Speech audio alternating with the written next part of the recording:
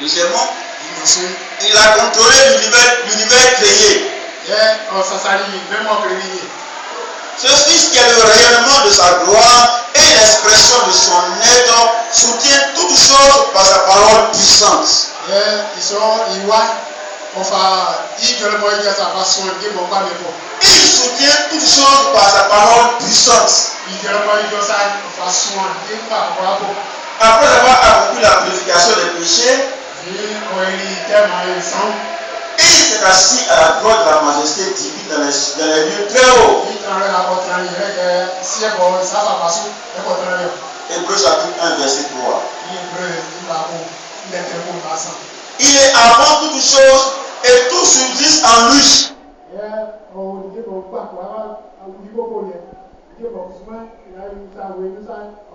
Colossiens chapitre 1 verset 6.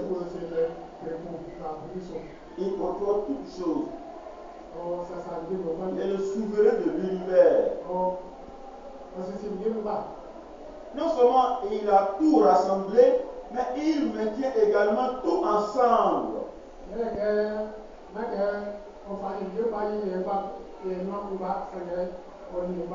Et la façon que tout soit en ordre et tout soit bien établi. Troisièmement, il entretenait une parfaite communion avec le Père. Une parfaite communion avec le Père. Moi en eux et toi en moi. Afin qu'ils soient parfaitement un. Et que le monde connaisse que tu m'as envoyé et que tu les as aimés.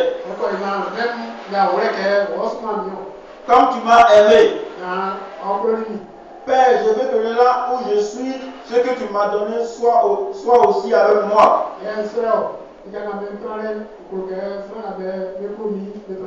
Afin qu'ils contemplent ma gloire. Celle que tu m'as donnée. Parce que tu m'as aimé avant la fondation du monde. Donc vous voyez qu'il avait une véritable communion avec son Père. Donc il est très important de le connaître, de le découvrir. Et donc le Christ, il est le logos de la révélation.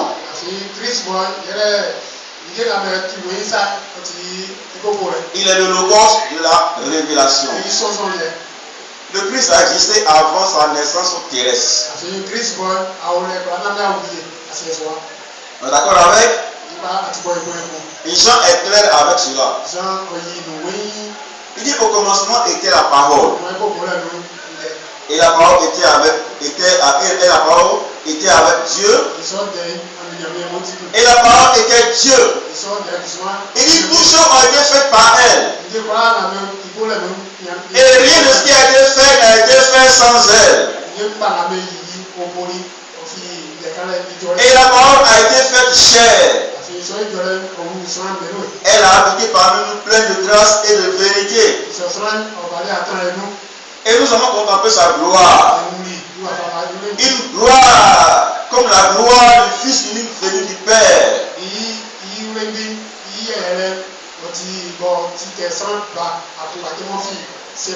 Personne n'a jamais vu Dieu.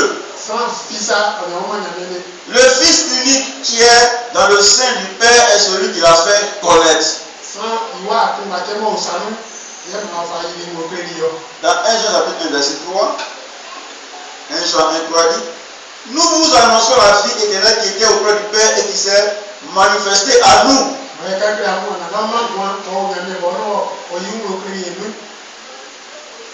Ainsi le Nouveau Testament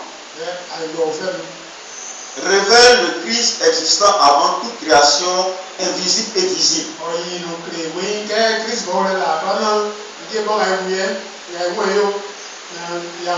Il a existé de toute éternité auprès du Père. Dans son sein. Il est par conséquent distinct du Père, mais fait un avec lui. Il est distinct du Père, mais il fait un avec lui par la substance qui est l'Esprit. Et l'Esprit est indivisible. Le Christ est la parole de Dieu. Son expression parfaite. Le Fils possède tout ce que possède son Père.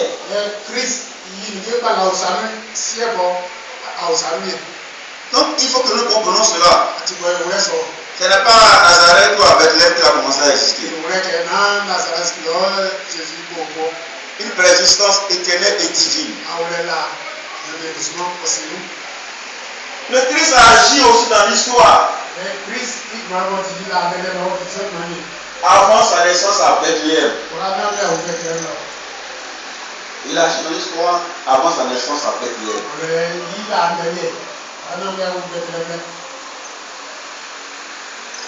Donc, si nous avons compris cela, nous avons vraiment tout compris, frères et sœurs. Il y a beaucoup de spéculations à ce sujet. Et donc, à la suite, on va voir beaucoup de doctrines, de fausses doctrines qui ont été formulées autour du Christ.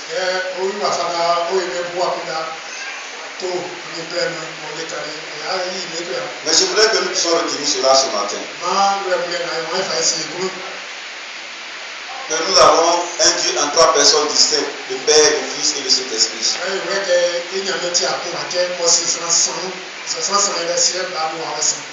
Et que le Christ a une existence éternelle.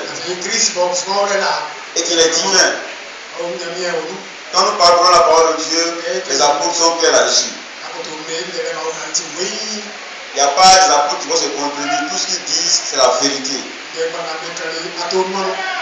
Alors que le Seigneur nous aide ce matin. On va s'arrêter là pour ce matin. Et puis demain, on va poursuivre. Demain, on va poursuivre. Alors que le Seigneur nous bénisse. Amen. Voilà. On va prier le Seigneur.